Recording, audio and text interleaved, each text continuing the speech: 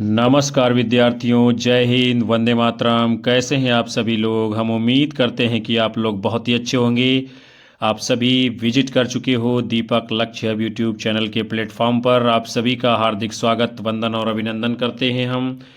आज हम आप सभी के मध्य में UP TGT PGT exam Uttar Pradesh 2026 के लिए मॉडल पेपर को लेकर के उपस्थित हो चुके हैं, जिसमें हम सभी लोग महत्वपूर्ण पूर्व में पूछे गए 100 प्रश्नों की श्रृंखला आज इस सत्र में देखने वाले हैं, जो आप सभी के लिए आगामी भारतवर्ष की सभी प्रतियोगी परीक्षाओं में महत्वपूर्ण साबित होंगे।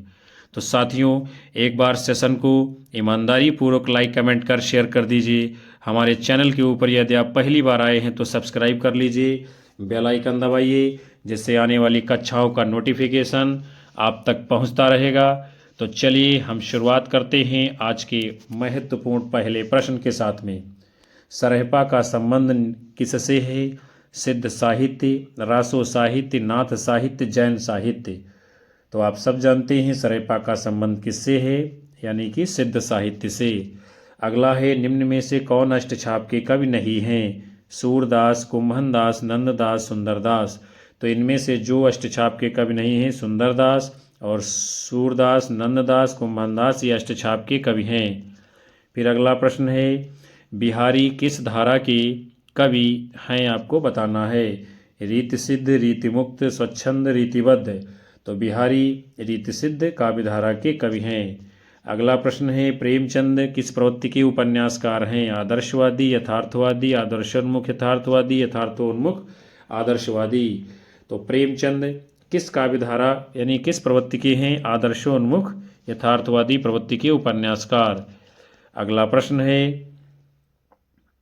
क्या पूछा जा रहा है? अमृतलाल नागर के जीवनी परक उपन्यास खंजन नयन में किसके जीवन का चित्रण है? सूरदास, तुलसीदास, रैदास, मीराबाई। तो अमृतलाल नागर के जीवनी परक उपन्यास खंजन नयन में किसके जीवन का चित्रण है? विकल्प ए, सूरदास के जीवन का चित्रण किया गया है। अगला प्रश्न है, अंग्रेजी स्वच्छंदतावादी काव्य का प्रभाव हिंदी की किस काव्य धारा पर पड़ा है? प्रगतिवाद, प्रयोगवाद, छायावाद, नई कविता। अंग्रेजी की स्वच्छंदतावादी काव्य धारा का प्रभाव किस पे पड़ा है? तो विकल्प सी, यानी कि छायावाद के ऊपर स्वच्छंदतावाद का प्रभाव है। अगला प्रश्न है, दुख ही जीवन की कथा रही, क्या कहूँ आज जो नहीं कहीं। उपरोक्त पंक्तियाँ किस कविता से ली गई हैं? सरोज स्मृति, राम की शक्ति पूजा, तुलसीदास, कुकुरमुत्ता। तो दुख ही जीवन की कथा रही, क्या कहूँ आज जो नहीं कही, ये पंक्तियाँ निराला की सरोज स्मृति कविता से ली गई हैं। अगला है, रस आखेटक के रचनाकार हैं? हजारी प्रसाद द्विवेदी, विद्यानिवास मिश्र, कुबेरनाथ राय, शरद जोशी। तो रस आखेटक क्या है? ये ललित निबंध है। किसका है? कुबेरनाथ राय जी का। आगे बढ़ेंगे, निम्न में से कौन सी रचना हरिशंकर परसाई जी की नहीं है? विकलांग श्रद्धा का दौर, ठिठुरता हुआ गणतंत्र, प्रेमचंद के फटे जूते, जीप पर सवार लिया। कौन सी रचना परसाई जी की नहीं है? तो आपका सही उत्तर क्या माना जाएगा? विकल्प डी, जीप पर सवार लिया। विकलांग श्रद्धा का दौर, प्रेमचंद के फटे जूते, ठिठुरता हुआ गणतंत्र, ये सभी रचनाएं हरिशंकर परसाई जी की हैं। फिर अगला प्रश्न है, एक बूंद सहसा उछली किस विधा की रचना है? यात्रा वृत्तांत, संस्मरण, रेखाचित्र, निबंध। तो एक बूंद सहसा उछली ये क्या है विद्यार्थियों? यात्रा वृत्तांत है। किसका है? अज्ञेय जी का। अगला है, आलोचक के मुख से किस आलोचक के व्याख्यानों का संकलन है? नंद दुलारी वाजपेयी, रामस्वरूप चतुर्वेदी, नामवर सिंह, प्रभाकर चौधरी। आलोचक के मुख से ये किस आलोचक के व्याख्यानों का संकलन है? तो आपका सही जवाब होगा विकल्प सी, नामवर सिंह। अगला प्रश्न है, समय देवता किस कवि की कविता है? केदारनाथ अग्रवाल, नागार्जुन, माखनलाल चतुर्वेदी, नरेश मेहता। समय देवता ये किस कवि की कविता है? तो आपका सही उत्तर क्या होगा? नरेश मेहता जी की है। अगला प्रश्न आप सभी के सामने है, ऑफ ग्रामेटोलॉजी के लेखक कौन हैं? Jacques Derrida, Richard Rorty, Fredric Jameson, Paul de Man. Of grammatology ये पुस्तक किसकी है? विकल्प ए, जॉक देरिदा की। अगला है, निम्नलिखित में से कौन मार्क्सवादी आलोचक नहीं है? शिवदान सिंह चौहान, शिव कुमार मिश्र, प्रकाश चंद्र गुप्त, रामस्वरूप चतुर्वेदी। तो जो इनमें से मार्क्सवादी आलोचक नहीं हैं, विकल्प डी रामस्वरूप चतुर्वेदी जी और शिवदान सिंह चौहान, प्रकाश चंद्र गुप्त, शिव कुमार मिश्र, ये सब मार्क्सवादी आलोचक हैं। अगला प्रश्न है, मेरे राम का मुकुट भीग रहा है किसकी रचना है? विद्यानिवास मिश्र, विष्णुकांत शास्त्री, कुबेरनाथ राय, गुलाब राय। मेरे राम का मुकुट भीग रहा है, ये ललित निबंध किसका है? विकल्प ए विद्यानिवास मिश्र जी का। अगला प्रश्न है, निम्न में से कौन सी आलोचनाकृत विजय देवनारायण शाही की है? जायसी, सूरदास, साहित्यालोचन, रश्मिमांसा। तो विजय देवनारायण शाही जी की आलोचना कृति कौन सी है? विकल्प यानी कि जायसी। आगे बढ़ते हैं, अगले प्रश्न को देखेंगे। खड़ी बोली के विकास में फोर्ट विलियम कॉलेज का विशिष्ट योगदान है क्योंकि, यानी क्या काम किया है फोर्ट विलियम कॉलेज ने खड़ी बोली के लिए? देखते हैं हम सभी लोग। अंग्रेजों ने खड़ी बोली के विकास को प्रमुखता दी? बिल्कुल नहीं दी। अंग्रेजों ने खड़ी बोली के प्रशिक्षण से विविध साहित्यिक विधाओं का सृजन हुआ, ये सही है। खड़ी बोली में साहित्यिक लेखन युग की आवश्यकता है, ये भी सही है। यानी 2-3 सही, 1 गलत। विकल्प सी आपका सही जवाब होगा। अगले प्रश्न को देखते हैं। नीचे दिए गए कथनों को ध्यानपूर्वक पढ़कर कूट की सहायता से उत्तर का चयन करिए। देखते हैं हम लोग इसमें क्या सही है। ब्रज भाषा में गीतात्मकता स्वाभाविक रूप से आती है, ये तो बात सही है। दूसरा है, ब्रज भाषा में परुष वर्णों का अभाव है, ये बात थोड़ा सही है, थोड़ा गलत है। तो यानी आपका विकल्प डी सही होगा, 1 सही और 2 आंशिक सही, यही आपका जवाब है। अगला प्रश्न है, निम्नलिखित कथनों को ध्यानपूर्वक पढ़िए, कूट की सहायता से जवाब दीजिए। क्या है इसमें? नई कविता में नए मनुष्य की प्रतिष्ठा की गई है, गलत बात है। नई कविता में व्यक्त मनुष्य का द्वंद्व अंशतः आयातित है, ये बात सही है। नई कविता में जो मनुष्य का द्वंद्व है वो अंशतः आयातित यानी बाहर से आया है, 1 गलत 2 सही, यही आपका उत्तर विकल्प डी होगा। अगला है, निम्नलिखित में से छायावाद की विशेषताएं कौन कौन सी हैं? आत्मानुभूति की अभिव्यक्ति, ये विशेषता है। साम्राज्यवाद के प्रति विद्रोह, ये भी विशेषता है। सौंदर्य के प्रति अत्यधिक आकर्षण, ये भी है। छायावाद रहस्यवाद का पर्याय है, ये बात कम सही है। तो क्या है, ऊपर की 3 बातें ज़्यादा सही हैं और चौथी बात कम सही है, इसलिए आपका विकल्प डी उत्तर होगा इसमें आपका सही जवाब कूट के रूप में। 1 2 3 और 4 आंशिक। अगला देखते हैं प्रश्न को हम, क्या है, निम्नलिखित पंक्तियों के साथ में कवियों को सुमेलित कीजिए। देखते हैं हम लोग। घुन खाए शहतीरों पर, यह पंक्ति किसकी है? नागार्जुन की। एक बीते के बराबर, एक बीते के बराबर, ये पंक्ति किसकी है? केदारनाथ अग्रवाल की। किंतु हम हैं दीप, ये पंक्ति किसकी है? अज्ञेय की। भूख से रियाती, ये पंक्ति किसकी है? धूमिल की। ये आपका सही मिलान कर दिया गया है। और इसमें कूट आपका कौन सा सही होगा उत्तर के रूप में? तो जवाब आपका होगा विकल्प डी। अगले प्रश्न को देखते हैं हम लोग। क्या इसमें कहा जा रहा है? निम्नलिखित संपादकों को उनकी पत्रिकाओं के साथ में सुमेलित करना है। तो श्याम सुंदर सेन की पत्रिका है कौन सी? समाचार सुधावर्षण। और राजा लक्ष्मण सिंह प्रजा हितैषी से जुड़े हुए हैं। भारतेंद्र का वचन सुधा से जुड़े हुए हैं। बद्रीनारायण चौधरी प्रेमधन ये आनंद कादम्बिनी से जुड़े हुए हैं।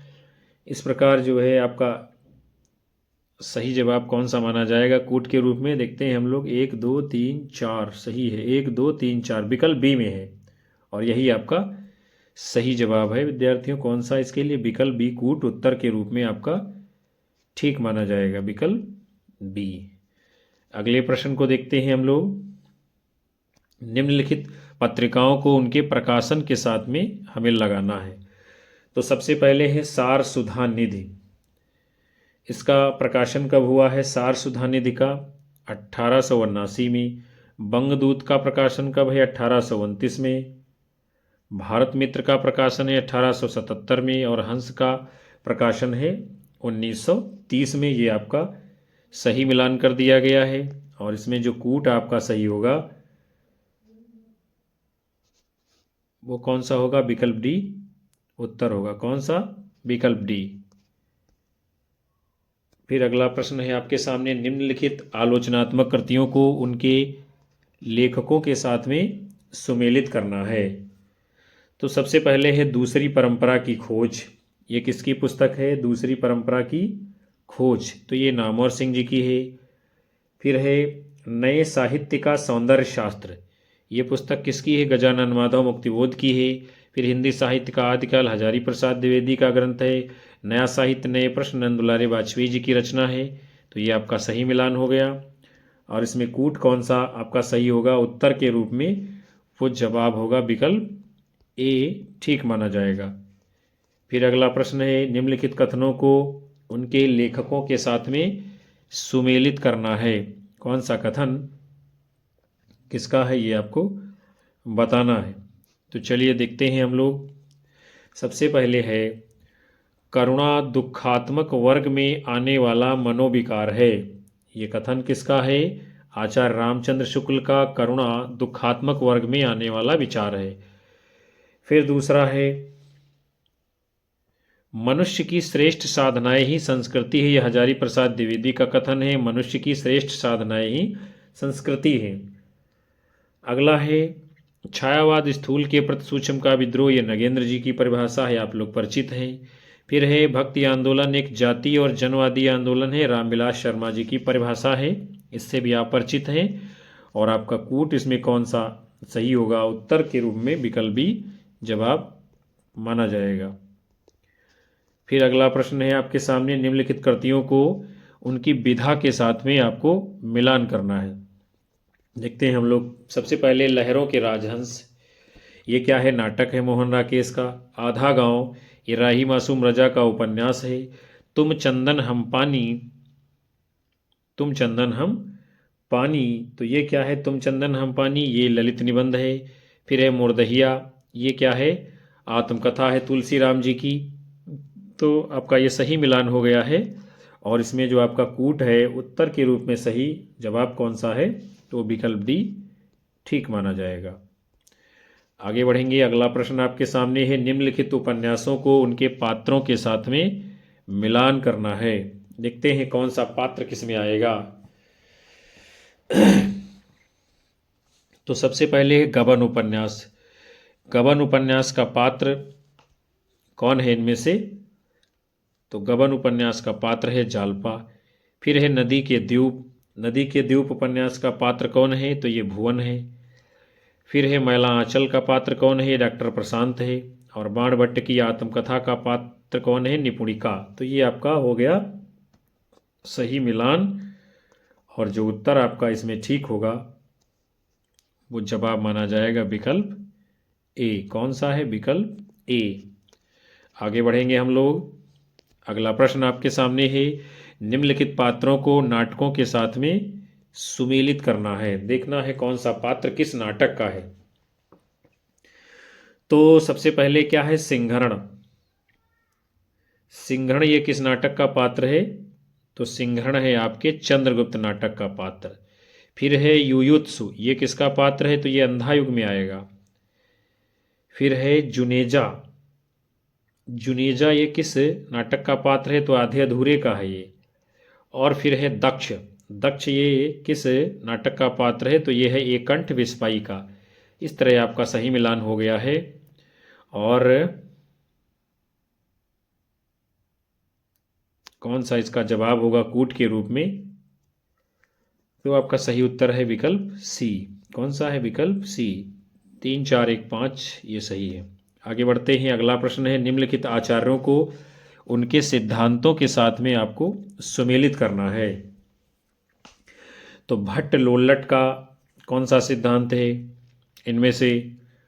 तो भट्ट लोल्लट के सिद्धांत को आरोपवाद कहते हैं। शंकुक के सिद्धांत को अनमितवाद कहते हैं। अभिनवगुप्त के सिद्धांत को अभिव्यक्तिवाद कहते हैं। और भट्टनायक के सिद्धांत को भुक्तिवाद कहते हैं। ये आपका सही मिलान हो गया है। और इसमें आपका कूट कौन सा सही होगा? वो जवाब है आपका विकल्प ए। कौन सा है? विकल्प ए।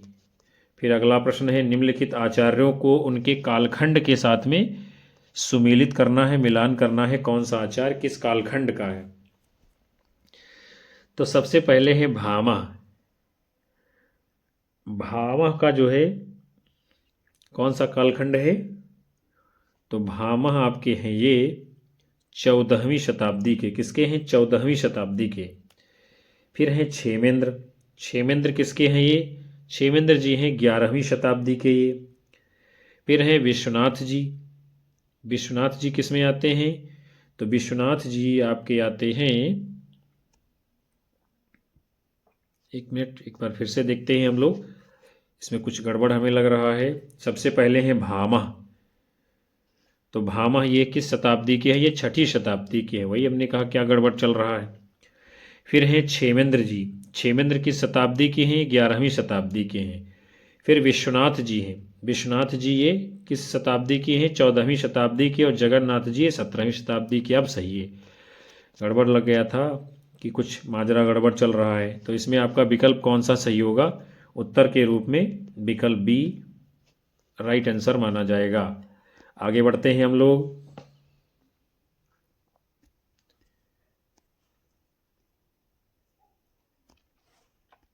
अगला प्रश्न आपके सामने है, अपभ्रंश का मुख्य छंद है।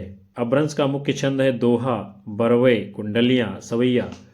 तो अपभ्रंश का मुख्य छंद कौन सा है? क्या जवाब होगा आपका? दोहा। फिर अगला है, आगरा बोली का क्षेत्र है अवधी, खड़ी बोली, ब्रज, छत्तीसगढ़ी। तो आगरा बोली का क्षेत्र क्या है? क्या क्षेत्र है? ब्रज, यानी विकल्प सी आपका उत्तर होगा।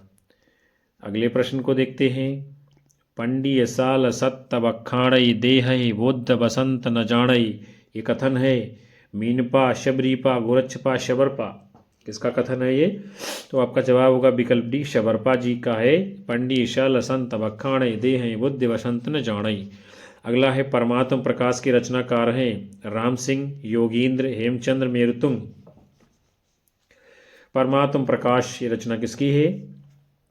जोइंद की, यानी योगेंद्र भी इनको कहा जाता है। विकल्प भी आपका सही उत्तर होगा। फिर अगला प्रश्न आपके सामने है, गोरखबानी के संपादक हैं कौन है? रामचंद्र शुक्ल, हजारी प्रसाद द्विवेदी, श्याम सुंदर दास, पीताम्बर दत्त बड़थवाल। गोरखबानी के संपादक कौन है? तो आपका सही जवाब क्या होगा? विकल्प डी, यानी पीताम्बर दत्त बड़थवाल जी। किस रचना का दूसरा नाम आल्हा खंड है? पृथ्वीराज रासो, परमाल रासो, विजयपाल रासो, हमीर रासो। किस रचना का दूसरा नाम आल्हा खंड है? तो आपका सही उत्तर क्या माना जाएगा? विकल्प बी, परमाल रासो का नाम आल्हा खंड है। अगला प्रश्न है, सजन सकारे जाएंगे नैन मरेंगे रोए। उक्ति जो है किसकी है? अमीर खुसरो, कबीर, दादू दयाल, रहीम। तो सजन सकारे जाएंगे नैन मरेंगे रोए, ये पंक्ति किसकी है? अमीर खुसरो जी की। अगला है, अष्टछाप के कवि हैं स्वामी हरिदास, हित हरिवंश, प्रियादास, कुंभनदास। अष्टछाप के कवि कौन है? विकल्प डी, यानी कि कुंभनदास अष्टछाप के प्रथम कवि माने जाते हैं। अगला प्रश्न आपके सामने है, क्या है? हेरी महातो प्रेम दिवाड़ी महारा दर्द न जाने कोय। उक्ति है सहेजोबाई, मीराबाई, दयाबाई, मुक्ताबाई। तो हेरी महातो मैं तो प्रेम दिवाड़ी मेरा दर्द न जाने कोई, ये पंक्ति किसकी है? मीराबाई जी की। अगला है, मांग के खैबो मसीत के सोइबो, लैबो को एक न दैबो को दो। पंक्ति का संबंध तुलसीदास की किस रचना से है? रामचरितमानस, विनय पत्रिका, गीतावली, कवितावली। मांगी के खैबो मसीत के सोइबो, लैबो को एक न दैबो को दो। ये पंक्ति तुलसीदास जी की किस रचना से है? तो आपका उत्तर होगा विकल्प डी, ये कवितावली से ली गई है। अगला है, मुल्ला वजही की रचना है कुतुब मुस्तरी, कदमराव, पदमराव, शिकारनामा, इरशादनामा। मुल्ला वजही की रचना का नाम क्या है? विकल्प ए, कुतुब मुस्तरी। फिर अगला प्रश्न है, प्रताप शाही की रचना है, देखते हैं कौन सी है? काव्य विलास, व्यंग्यार्थ कौमुदी, नवरस तरंग, श्रृंगार मंजरी। प्रताप शाही की रचना इनमें से कौन सी है? नहीं है पूछ रहा है, नहीं है। प्रताप शाही की कौन सी रचना नहीं है? तो आपका जवाब क्या होगा? विकल्प सी, नवरस तरंग। और काव्य विलास, व्यंग्यार्थ कौमुदी, श्रृंगार मंजरी, ये तीनों रचनाएं प्रताप शाही जी की हैं। अगला है, छत्र प्रकाश प्रबंध काव्य की रचनाकार हैं सूदन लाल कवि, भूषण पद्माकर। छत्र प्रकाश ये प्रबंध काव्य किसका है? तो आपका उत्तर होगा विकल्प बी यानी कि लाल कवि का। अगली प्रश्न है आपका, निम्नलिखित में से कौन नीतिकार कवि नहीं है? रहीम दास, गिरधर कविराय, दीनदयाल गिरी, गिरधर दास। इनमें से कौन कवि नीतिकार नहीं है? तो आपका उत्तर होगा विकल्प डी गिरधर दास। रहीम दास, दीनदयाल गिरी, गिरधर कविराय ये नीतिकार, नीति विषयक हैं लिखने वाले। अगला प्रश्न है, निम्नलिखित में से किन लेखकों का संबंध फोर्ट विलियम कॉलेज से था? राजा लक्ष्मण सिंह, शिव प्रसाद सितारे हिंद, राजा राम प्रसाद निरंजनी, बैकुंठनाथ मिश्र, जुगल किशोर, बाल मुकुंद गुप्त, लल्लूलाल सदल मिश्र। तो फोर्ट विलियम कॉलेज से कौन इनमें संबद्ध हैं? विकल्प डी यानी लल्लूलाल और सदल मिश्र। अगला प्रश्न है, गारसा दत्तासी ने हिंदुस्तानी साहित्य का इतिहास किस भाषा में लिखा था? फ्रांसीसी, जर्मन, अंग्रेजी, हिंदी। तो गारसा दत्तासी ने हिंदुस्तानी साहित्य का इतिहास किस भाषा में लिखा था? आपका सही उत्तर होगा क्या? विकल्प ए फ्रांसीसी भाषा में। अगला प्रश्न है, अंग्रेजी सरकार की ओर से अदालत का कामकाज देश की प्रचलित भाषाओं में करने का इस्तिहारनामा किस सन में निकला? 1816, 1826, 1836, 1946। बहुत ही शानदार प्रश्न है। अंग्रेज सरकार की ओर से अदालत का कामकाज देश की प्रचलित भाषाओं में करने का इस्तिहारनामा किस सन में निकलता है? तो आपका जवाब होगा विकल्प सी 1836 ईस्वी में इस्तिहारनामा ये आता है। अगला है, लोगन कवित्त की वो खेल कर जाने हुए उक्त किसकी है? ठाकुर, घनानंद, केशवदास, मतिराम। लोगन कवित्त की वो खेल कर जाने हुए ये जो है पंक्त किसकी है? तो आपका जवाब होगा विकल्प ए ठाकुर कवि की। अगला प्रश्न है, इनमें से कौन सी रचना तुलसीदास की है? राम ध्यान मंजरी, राम सतसई, कृष्ण गीतावली, श्री रामार्चन पद्धति। तुलसीदास की रचना कौन सी है इनमें से? तो आपका उत्तर क्या होगा? विकल्प सी यानी कि कृष्ण गीतावली। राम ध्यान मंजरी अगरदास की, श्री रामार्चन पद्धति ये रामानंद जी की रचना है। अगला है, ये काव्य पंक्ति हिंदू मग पर पाँव न राख्यो काज जो बहुत हिंदी भाख्यो उक्त किसकी है? जायसी, नूर मोहम्मद, मंझन, कुतुबन। तो ये पंक्ति किसकी है? हिंदू मग पर पाँव न राख्यो का जो बहुत हिंदी भाख्यो। ये पंक्ति किसके की है? तो आपका सही उत्तर क्या होगा? आपकी नूर मोहम्मद जी की। किसकी पंक्ति है? नूर मोहम्मद जी की। फिर जो है आपका अगला प्रश्न है, कबीर कांड राखी नहीं वर्णाश्रम षटदर्शनी। रैदास, मलुकदास, नाभादास, प्रियादास। युक्त किसकी है? कबीर कांड राखी नहीं वर्णाश्रम षटदर्शनी। तो ये जो है नाभादास जी की पंक्ति है। अगला है, इनमें से किसका समय सबसे पहले है? कबीरदास, रैदास, धर्मदास, दादू दयाल। किसका समय सबसे पहले आएगा इनमें से? तो आपका उत्तर होगा कबीरदास। फिर आगे बढ़ते हैं। अगला प्रश्न है, इनमें से किसका समय सबसे बाद में है? केशवदास, रहीमदास, घनानंद, पद्माकर। किसका समय सबसे बाद में है? तो आपका जवाब होगा यानी कि पद्माकर। अगला प्रश्न है, इनमें से कौन सा नाटक भारतेंदु जी का नहीं है? भारत जननी, भारत दुर्दशा, भारत सौभाग्य, अंधेर नगरी। तो भारतेंदु का नाटक नहीं है भारत सौभाग्य, और भारत जननी, भारत दुर्दशा, अंधेर नगरी ये भारतेंदु के नाटक हैं। अगला है, कौन सी पत्रिका मासिक नहीं थी? बालाबोधिनी, हिंदी प्रदीप, सरस्वती, नागरी प्रचाणी। कौन सी पत्रिका इनमें से मासिक नहीं थी बताना है आपको। तो आपका सही उत्तर क्या होगा? नागरी प्रचाणी पत्रिका ये मासिक नहीं थी। क्यों नहीं थी? क्योंकि ये त्रैमासिक थी। बालबोधिनी, सरस्वती, हिंदी प्रदीप ये सब मासिक पत्रिकाएं हैं। फिर अगला है, इनमें से कौन सा उपन्यास काशीनाथ सिंह जी का है? रेहन पर रघु, चाक, एक ब्रेक के बाद, ग्लोबल गांव के देवता। तो काशीनाथ सिंह जी का उपन्यास कौन सा है? आपका सही उत्तर होगा विकल्प ए यानी कि रेहन पर रघु। फिर अगला है, निम्नलिखित साहित्यकारों का जन्म शताब्दी वर्ष 2011 में हुआ था। बताना है आपको। विकल्प आपके सामने है। किसका जो है, किन साहित्यकारों का जन्म शताब्दी वर्ष 2011 में मनाया गया है, हुआ है? तो आपका सही उत्तर क्या होगा इस प्रश्न के लिए? विकल्प सी यानी नागार्जुन, आज्ञेय, केदारनाथ अग्रवाल और शमशेर, इन सभी का जन्म जो है क्या है 2011 में है। सभी लोगों का जन्म हुआ है 2011 में। नागार्जुन, आज्ञेय, केदारनाथ अग्रवाल, शमशेर बहादुर सिंह सबका। फिर अगला है द्रग उर्झत टूटत कुटुम जुरत चतुर चित प्रीति परत गांठ दुर्जन ये दयनीय रीति में कौन सा अलंकार है? विरोधाभास, असंगति, विभावना, निदर्शन। तो इसमें कौन सा अलंकार है? आपका जवाब होगा विकल्प बी, असंगत अलंकार है इन पंक्तियों में। द्रग उर्झत टूटत कुटुम जुरत चतुर्चित प्रीति। अगला प्रश्न है 10 द्वारे का पिंजरा उपन्यास के रचनाकार हैं अनामिका, अलका सरावगी, मधु काकरिया, नासिरा शर्मा।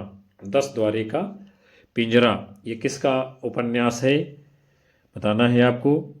तो 10 द्वारे का पिंजरा ये उपन्यास है अनामिका जी का। किसका है? अनामिका जी का। अगला है कथा सतीसर के लेखक हैं चित्रा मुदगल, क्षमा शर्मा, नीलाक्षी सिंह, चंद्रकांता। कथा सतीसर ये किसकी रचना है? कथा सतीसर तो ये है चंद्रकांता जी की। आगे बढ़ेंगे। अगला प्रश्न है रस सूत्र के व्याख्याता कौन है? बताना है आपको रस सूत्र के व्याख्याता कौन है इनमें से। तो क्या होगा सही उत्तर इस प्रश्न के लिए? रस सूत्र के व्याख्याता कौन है? तो विकल्प बी आपका जवाब होगा। कौन सा? विकल्प बी। भट्टलोल्लट, शंकुक, भट्टनायक और अभिनवगुप्त ये रस सूत्र के व्याख्याता हैं। अगला प्रश्न है हिंदी दैनिक समाचार सुधावर्षण के संपादक हैं जुगल किशोर, श्याम सुंदर सेन, बाल मुकुंद गुप्त, राधा कृष्ण दास। दैनिक समाचार पत्र है समाचार सुधावर्षण और इसके संपादक कौन है? विकल्प बी, श्याम सुंदर सेन जी। फिर अगला प्रश्न है द न्यू क्रिटिसिज्म पुस्तक के लेखक हैं John Crowe Ransom, Jacques Derrida, Roland Barthes, Saussure. The new criticism पुस्तक के रचयिता कौन है? विकल्प ए, जॉन क्रो रैंसम। अगला प्रश्न है राइटिंग एंड डिफरेंस पुस्तक के लेखक हैं Michel Foucault, Virginia Woolf, Simone de Beauvoir, Jacques Derrida. Writing and difference पुस्तक के लेखक कौन हैं? तो आपका सही जवाब क्या माना जाएगा? विकल्प डी यानी जॉक देरिदा की पुस्तक है राइटिंग एंड डिफरेंस। फिर है साधारणीकरण आलम्बनत्व धर्म का होता है कथन किसका है? आचार्य विश्वनाथ, आचार्य अभिनवगुप्त, आचार्य रामचंद्र शुक्ल, आचार्य विश्वनाथ प्रसाद मिश्र। साधारणीकरण आलम्बनत्व धर्म का होता है ये किसने कहा है? आचार्य रामचंद्र शुक्ल जी ने। आगे बढ़ेंगे हम लोग। फिर अगला प्रश्न आप सभी के सामने है सुवरदान के लेखक हैं मनोज सोनकर, रूपनारायण सोनकर, तुलसीराम, जयप्रकाश करदम। सुवरदान के लेखक कौन हैं? तो आपका जवाब होगा विकल्प ए, मनोज सोनकर। अगला है अन्न है मेरे शब्द किसकी कृति है? स्वप्निल श्रीवास्तव, रविंद्र श्रीवास्तव, आलोक श्रीवास्तव, एकांत श्रीवास्तव। अन्न है मेरे शब्द ये किसकी पुस्तक है? विकल्प सी यानी कि आलोक श्रीवास्तव की। आगे बढ़ेंगे। अगला प्रश्न है अनारो। अनारो किसका उपन्यास है? ममता कालिया, चित्रा मुदगल, मंजुल भगत, राजी सेठ। किसका उपन्यास है अनारो? तो ये मंजुल भगत का है अनारो। फिर है ब्योमकेश दरवेश किस विधा की रचना है? आत्मकथा, संस्मरण, जीवनी, डायरी। ब्योमकेश दरवेश ये क्या है? तो ये है आपकी जीवनी विधा की रचना। फिर अगला है सुचरिता का संबंध किस उपन्यास से है? शेखर एक जीवनी, बाणभट्ट की आत्मकथा, पहला गिरमिटिया, राग दरबारी। सुचरिता का संबंध किस उपन्यास से है? तो आपका जवाब होगा क्या इस प्रश्न के लिए? सही उत्तर माना जाएगा सुचरिता किसमें है? तो सुचरिता है आपकी बाणभट्ट की आत्मकथा में, यानी विकल्प बी आपका उत्तर माना जाएगा। फिर आगे बढ़ते हैं। अगला प्रश्न आप सभी के सामने है मिलान करना है कवि हैं और उनके कविता संग्रह हैं। देखते हैं हम लोग कौन सा काव्य संग्रह किसका है। तो बालकृष्ण शर्मा नवीन है, इनके काव्य संग्रह का नाम क्या? हम विस्पाई जन्म की। फिर राम नरेश त्रिपाठी हैं, इनके काव्य संग्रह का नाम क्या है? पथिक। माखनलाल चतुर्वेदी का काव्य संग्रह हेमतरंगिणी और सोहनलाल द्विवेदी का काव्य संग्रह है भैरवी। ये आपका सही मिलान कर दिया गया है। और कूट इसमें आपका कौन सा सही माना जाएगा उत्तर के रूप में? वो होगा विकल्प सी आपका ठीक जवाब होगा विकल्प सी। अगला प्रश्न है साहित्यकार हैं उनसे संबंधित पत्रिका है, मिलान करना है। तो भारतेंदु हरिश्चंद्र जी की पत्रिका का नाम क्या है? भारतेंदु हरिश्चंद्र जी की पत्रिका का नाम क्या है? कवि वचन सुधा। फिर हैं अंबिका दत्त व्यास। अंबिका दत्त व्यास की पत्रिका का नाम क्या है? पीयूष प्रवाह। बद्रीनाथ चौधरी प्रेमघन की पत्रिका कौन सी है? आनंद कादम्बिनी। और हिंदी बालकृष्ण भट्ट की पत्रिका कौन सी है? हिंदी प्रदीप। तो ये आपका सही मिलान हो गया। और उत्तर के रूप में कूट कौन सा सही होगा आपका माना जाएगा इस प्रश्न के लिए? तो आपका जवाब होगा विकल्प ए। फिर अगला प्रश्न है, सूची 1 का मिलान करना है। उपन्यासकार हैं और उनके उपन्यास हैं। तो देखते हैं हम लोग कौन सा उपन्यास किसका है। सबसे पहले भीष्म साहनी। भीष्म साहनी के उपन्यास का नाम क्या है? तो भीष्म साहनी का उपन्यास है तमस।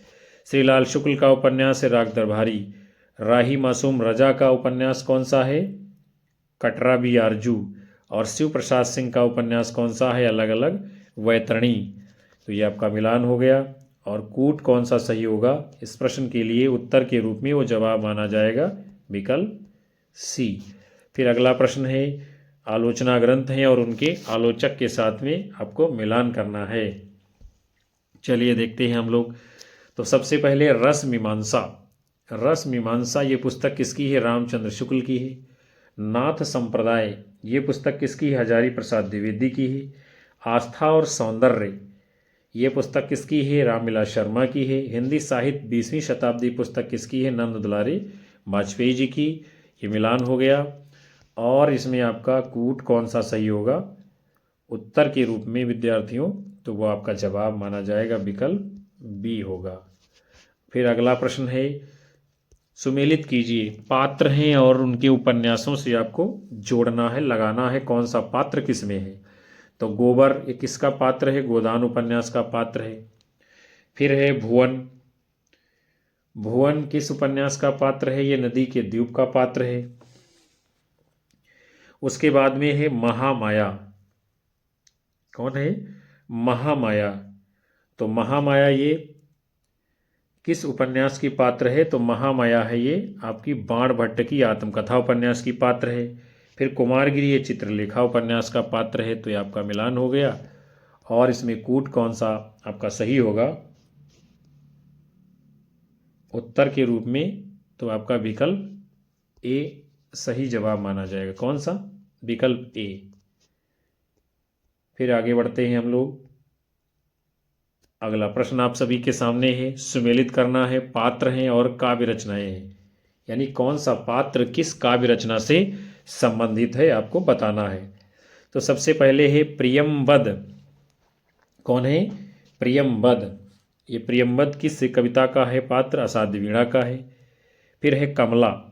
कमला ये जो है किस कविता की पात्र है? तो ये कमला प्रलय की छाया कविता की पात्र है। फिर है औशीनरी। औशीनरी ये जो है किस कविता की पात्र है? तो ये उर्वशी की है। फिर है नचकेता ये आत्मजयी का पात्र है। ये आपका मिलान हो गया। और कूट कौन सा सही होगा उत्तर के रूप में? वो जवाब आपका माना जाएगा विकल्प बी आपका उत्तर होगा इस प्रश्न के लिए। फिर अगला प्रश्न आप सभी के सामने है, सिद्धांत हैं और उनके विचारक हैं, आपको मिलान करना है कौन सा विचारक किस सिद्धांत से संबंधित है। देखते हैं हम लोग। सबसे पहले अभिव्यंजनावाद। अभिव्यंजनावाद के जो है विचारक कौन है? तो ये क्रोचे हैं अभिव्यंजनावाद की। फिर है अभिजात्यवाद। अभिजात्यवाद के विचारक कौन है? टी.एस. इलियट हैं अभिजात्यवाद के विचारक। फिर है अस्तित्ववाद। अस्तित्ववाद के कौन है विचारक? यानी अस्तित्ववाद के विचारक हैं सार्त्र जी। फिर है विखंडनवाद, और विखंडनवाद के विचारक कौन है? जॉक देरिदा। ये आपका जो है मिलान किया गया। अभिव्यंजनावाद के हैं क्रोचे, अभिजात्यवाद के टी.एस. इलियट, और अस्तित्ववाद के सार्त्र हैं, और विखंडनवाद के जॉक देरिदा हैं। ये आपका मिलान कर दिया गया है। और कूट कौन सा सही होगा आपका इस प्रश्न के लिए? विकल्प डी उत्तर माना जाएगा। आगे बढ़ते हैं। अगला प्रश्न आप सभी के सामने है, कहानीकार हैं और उनकी कहानियों के साथ में आपको मिलान करना है, कौन सी कहानी किसकी है। तो फणीश्वर नाथ रेणु जी की कहानी कौन सी है, ठेस कहानी है।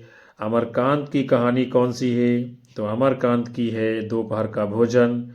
फिर उषा प्रियमदा जी की कहानी कौन सी है, तो उषा प्रियमदा जी की कहानी का नाम है वापसी। और यशपाल की कहानी का नाम है पर्दा। यशपाल की कहानी कौन सी है, पर्दा। तो ये आपका मिलान हो गया है। और इसमें कूट कौन सा सही होगा, उत्तर के रूप में जवाब माना जाएगा विकल्प बी। फिर अगला प्रश्न आपके सामने है, सुमेलित कीजिए, निबंध हैं और उनके निबंधकार हैं। देखते हैं कौन सा निबंध किसका है। तो सबसे पहले मजदूरी और प्रेम, ये अध्यापक पूर्ण सिंह का है। कुटज हजारी प्रसाद द्विवेदी का है। मेरे राम का मुकुट भीग रहा है, विद्यानिवास मिश्र जी का है। लोभ और प्रीत, ये किसका है, तो लोभ और प्रीत ये रामचंद्र शुक्ल जी का निबंध है। तो ये आपका सही मिलान कर दिया गया है। और इसमें जो आपका कूट सही होगा विद्यार्थियों उत्तर के रूप में, वो आपका होगा विकल्प ए जवाब। फिर अगला प्रश्न आप सभी के सामने है, सुमेलित कीजिए, यानी कथन है और उनके लेखकों के साथ में आपको मिलान करना है, कौन सा कथन किसका है।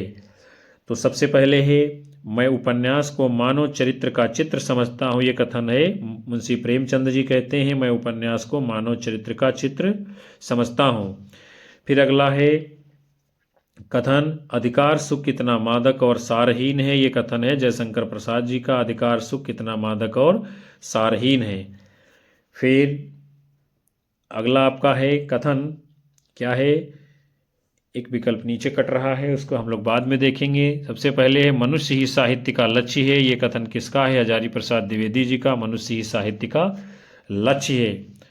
और करुणा सेंत का सौदा नहीं है, ये कथन किसका है, रामचंद्र शुक्ल जी का, करुणा सेंत का सौदा नहीं है, ये है रामचंद्र शुक्ल का, करुणा सेंत का सौदा नहीं है। मनुष्य ही साहित्य का लक्ष्य, हजारी प्रसाद द्विवेदी। मैं उपन्यास को मानव चरित्र का चित्र समझता हूँ, मुंशी प्रेमचंद। अधिकार सुख कितना मादक और सारहीन है, जयशंकर प्रसाद। ये आपका सही मिलान कर दिया गया है। और कूट के रूप में जो आपका जवाब सही माना जाएगा इस प्रश्न के लिए, तो वो सही उत्तर आपका क्या होगा, विकल्प ए माना जाएगा सही जवाब। तो प्यारे विद्यार्थियों और साथियों, आज के इस महत्वपूर्ण सेशन को हम यहीं पर विराम दे रहे हैं, जिसके अंतर्गत आप सभी लोगों ने यूपी टीजीटी पीजीटी एग्ज़ाम 2026 के लिए महत्वपूर्ण वैकल्पिक प्रश्नों के मॉडल पेपर को देखा जाना समझा। हम उम्मीद करते हैं, हम आशा करते हैं ये सेशन आप सभी लोगों को पसंद आया होगा, आपके लिए लाभदायक साबित होगा। कक्षा को लाइक करिए, हाइप अवश्य करिए आप लोग कक्षा को, आप सभी लोगों का प्यार मिलता रहेगा और हम आप सभी को लगातार कक्षाएं देते रहेंगे। अपने साथी मित्रों में सेशन को शेयर करिए, अपनी राय हमें कमेंट बॉक्स में दर्ज कराइए। उन सभी साथियों का तहे दिल से हार्दिक धन्यवाद जो अंत तक सेशन को वॉच करते हैं। हम मिलेंगे आपको पुनः से नए मॉडल पेपर के साथ, तब तक के लिए आप सभी को नमस्कार, जय हिंद, वंदे मातरम, बाय बाय, शुभ रात्रि आप सभी लोगों को विद्यार्थियों।